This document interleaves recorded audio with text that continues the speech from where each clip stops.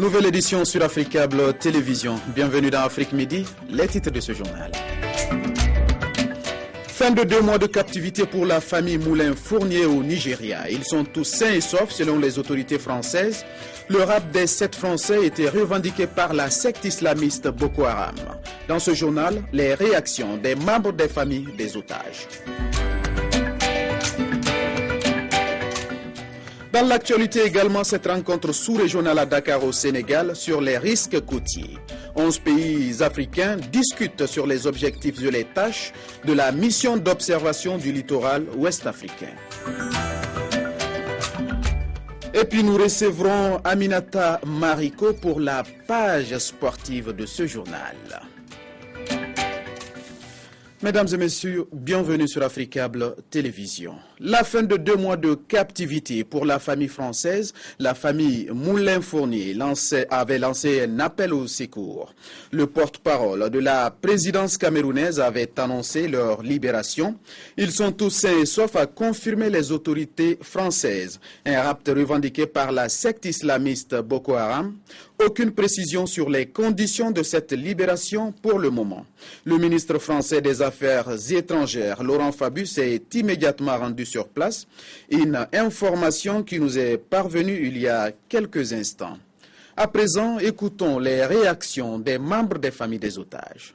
Nous ne savons pas dans quelles conditions ils ont été libérés. Nous pouvons vous dire qu'ils vont bien.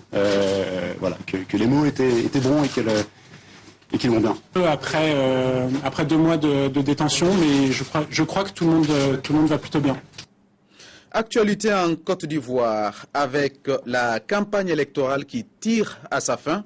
Le scrutin local de ce dimanche risque de se dérouler dans un climat crispé. Le parti de Laurent Gbagbo boycotte les élections, mais pas question pour le maire de Douékoué de laisser le champ libre au pouvoir. Ce jour-là, Paul Mondouo bat campagne dans l'une des communes de Douékoué, à l'ouest de la Côte d'Ivoire. L'enjeu, les premières élections locales depuis une décennie. L'homme est bien connu dans la région. C'est un cadre du FPI, le parti de l'ancien président Laurent Gbagbo. Sa formation boycotte le scrutin, mais lui a choisi de s'y présenter en candidat indépendant. Il était nécessaire d'être au cœur de l'événement pour pouvoir être utile à la population.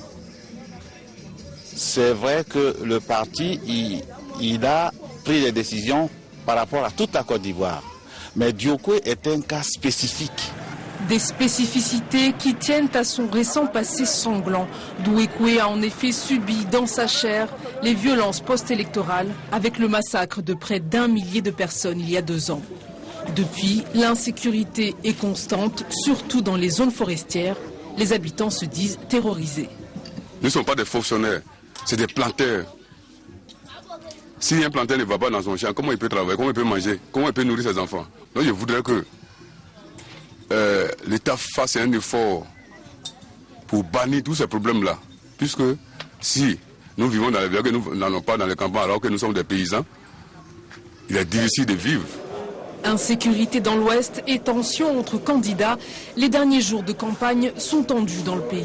Les militants des droits de l'homme mettent en garde contre d'éventuelles violences après le scrutin de dimanche. Dans le reste de l'actualité, le Pakistan, Pervez Musharraf s'était rendu aux autorités pakistanaises. Il a fui hier le tribunal qui venait de révoquer sa liberté sous caution dans une affaire illégale de renvoi de juge. L'ancien président a quitté précipitamment la salle d'audience pour se réfugier chez lui. Il vient d'être assigné à résidence pour 2 jours. Pervez Musharraf, escorté par la police, c'est le dernier épisode du retour raté de l'ancien président. La raison de cette comparution, hier, l'ex-général a fui le tribunal entouré de ses gardes du corps et partisans, alors que les juges avaient ordonné sa détention. L'ex-chef de l'État est désormais placé en résidence surveillée dans sa demeure fortifiée d'Islamabad, entouré par les forces de l'ordre. Ses avocats ont déclaré vouloir faire appel de la décision. Depuis son retour le mois dernier d'un exil de plus de 4 ans, la situation ne se passe pas vraiment comme l'espérait celui qui se pose en sauveur politique du Pakistan et qui souhaitait se présenter aux élections législatives le mois prochain. Il doit répondre d'une plainte devant la justice.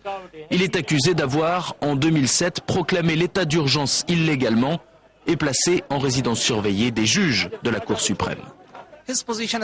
Sa position est devenue très précaire car désormais les ordres émis par la Cour sont mis en application. Mais je pense que le scénario était écrit d'avance lorsque sa candidature a été rejetée. Il aurait dû comprendre que le vent tournait et s'en aller. Maintenant, avec un tel scénario, il est désemparé. Tout dépend maintenant de ce que va faire l'armée et le général Kayani. La question n'est donc plus de savoir si Pervez Musharraf se présentera au scrutin, mais plutôt s'il va échapper à la prison.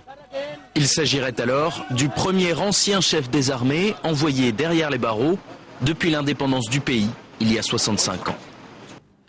Place à présent aux dernières réactions de la proposition américaine d'élargir le mandat de la MINURSO au contrôle des droits de l'homme dans le Sahara marocain. Réaction tout d'abord du gouvernement marocain et l'accent a été mis sur l'action diplomatique. Écoutons à présent le ministre marocain de la communication, porte-parole du gouvernement.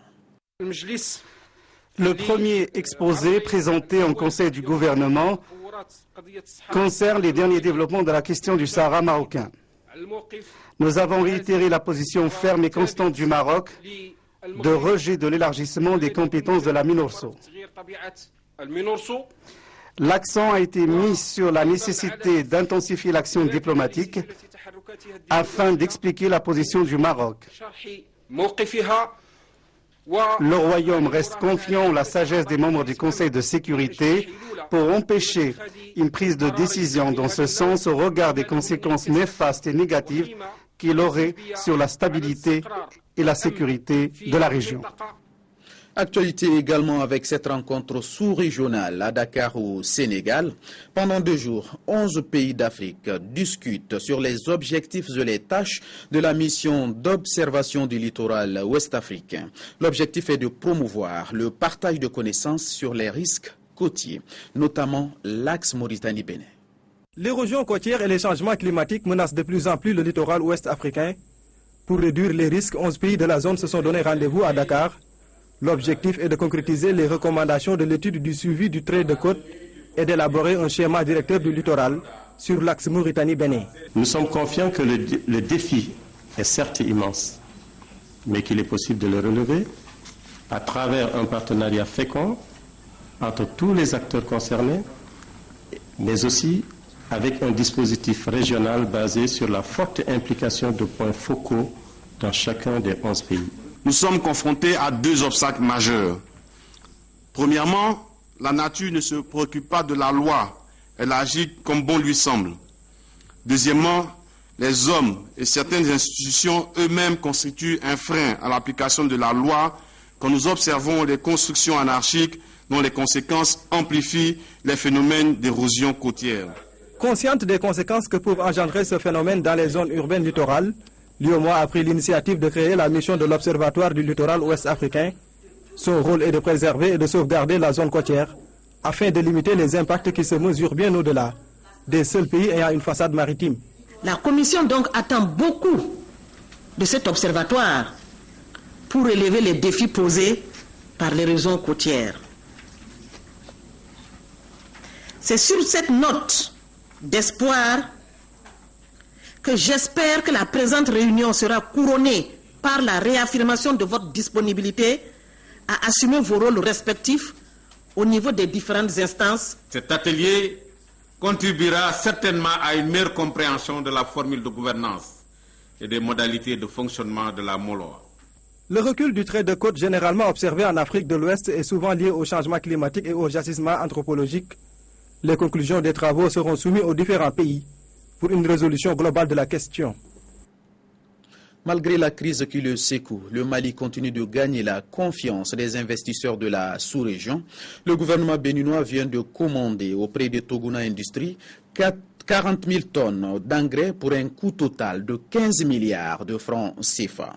Des membres des gouvernements béninois et maliens ont assisté au départ du premier convoi. Quelques réactions ici au micro de Diakadi Diatangara et Daouda Doumbia. Le chef de l'État, il le dit souvent, il faut que l'Afrique parle à l'Afrique. Voilà une manifestation concrète. Et le Conseil a été unanime pour que le Mali, qu'on fasse confiance au Mali. Je vais ouvrir une parenthèse. pour féliciter les braves producteurs du Mali qui ont porté la production à plus de 500 000 tonnes. C'est formidable. Malgré les difficultés que vous vivez, ça nous a marqué au Bénin. Je voudrais quand même remercier notre collègue, notre ami, notre frère, qui a choisi de venir chez nous et de faire confiance au Mali, de faire confiance à une entreprise malienne. Et je pense que à quoi nous venons d'assister, c'est un bel exemple de coopération sud-sud. Et ils ne sont pas allés ailleurs parce qu'ils auraient pu dire on ne fait pas confiance, on exclut toutes les entreprises de la sous-région, mais ils ont fait confiance à une entreprise qui marche. Sur un tout autre registre, faut-il réécrire l'hymne national du Cameroun? La question fait couler beaucoup d'encre et de salive dans le pays. Des spécialistes ont même relevé la différence criarde entre les deux versions. Un homme âgé de 102 ans, ancien cadre du pays, témoigne. L'hommage de la République au compositeur de l'hymne national sur les terres où ce chant patriotique a été conçu. C'est lui, Anatole Ebongo, 102 ans, qui représente cette génération de patriotes. Il veut rebaptiser l'hymne national. J'espère que vous comprendrez ce que les Normaliens ont voulu faire en créant cet hymne, en cherchant à faire du Cameroun d'abord un pays libre, parce que les Américains ne cessaient de nous dire que vous êtes citoyens d'un Cameroun prochainement indépendant. Mais à Foulassi, les intellectuels dépassent le cadre de la célébration et discutent de la réécriture de l'hymne national. Nous sommes d'accord pour dire qu'il y a des textes et dans un contexte de célébration du cinquantenaire de la réunification, cela ne sied pas. Si les voix continuent de s'élever et de dire il faut changer, on pourrait à ce moment-là réunir les forces vives de ce pays, toutes tendances politiques confondues, toutes tendances religieuses confondues, qui s'assieraient et qui travailleraient sur un texte commun avec une version dans les deux langues. Les organisateurs préfèrent le pèlerinage dans la salle de classe où tout a commencé, sans exclure d'autres développements. Cette proposition de M. Ebongo de baptiser l'hymne national et parlait plutôt de la foulassienne, la proposition sur la réécriture de l'hymne. Nous n'avons aucune religion en la matière. Nous allons proposer toutes les hypothèses. La marche vers la célébration de la réunification se poursuit assurément. Pour la page sportive de cette édition, j'ai avec moi sur ce plateau Aminata Mariko. Aminata, bonjour. Bonjour Djibrila, bonjour à tous. Les premiers demi-finalistes de la CAN des moins de 17 ans sont connus. Effectivement, Djibrila, cette compétition s'est ouverte dans le royaume chérifin depuis le 13 avril dernier. Hôte de l'événement, les Lionceaux de l'Atlas du Maroc et les Aiglons de Qatar et de la Tunisie se sont qualifiés en demi-finale dans le groupe A. Et les qualifiés du groupe B seront connus ce samedi à l'issue du face-à-face Elephanto de la Côte d'Ivoire, Black Satellite du Ghana et Flying Eagles du Nigeria, Diable Rouge du Congo. Cet après-midi déjà, Djibrila, c'est dans le groupe A pour la troisième journée. Le Maroc sera face à la Tunisie. Le Botswana affrontera les Panthères du Gabon. Il faut noter, Djibrila, également que les les finalistes représenteront l'Afrique à la Coupe du Monde U17 qui aura lieu aux Émirats Arabes Unis. Ce sera en octobre prochain. Aminata, sportivement, quel est le programme du week-end? Voilà, le week-end reste marqué par les huitièmes de finale des compétitions africaines des clubs, notamment la Ligue des champions et la Coupe de la Confédération. Dans chaque épreuve, là, se jouera 8 matchs au total. D'abord, en Ligue des champions, c'est Coton Sport du Garoua qui recevra le représentant malien, le Stade malien de Bamako, et le Zamalek d'Égypte recevra Saint-Georges d'Éthiopie, Tombeur du Djoliba AC du Mali. CA Bizerte de la Tunisie sera l'hôte de Al-Ali d'Égypte. JSM Béjaïa d'Algérie affrontera Espérance de Tunis. En Coupe de la Confédération maintenant, Djibrila, c'est l'ASEC Mimosa de la Côte d'Ivoire qui recevra Moteba Pembe de la RD Congo. USM d'Alger recevra US Bitam du Gabon. Voilà, le CS Sfaxien de la Tunisie sera également l'hôte des Diables Rouges du Congo. Djibrila. Aminata, merci à toi pour toutes ces précisions. Merci. Et surtout merci au Dex Sport pour le travail qu'il a là-bas. Merci. Fin de cette édition. Merci à vous de l'avoir suivi et surtout merci de votre fidélité. Vous serez en compagnie ce soir de Kolsia Ngarsou dans Afrique Soir à partir de 19h45, temps universel. Merci.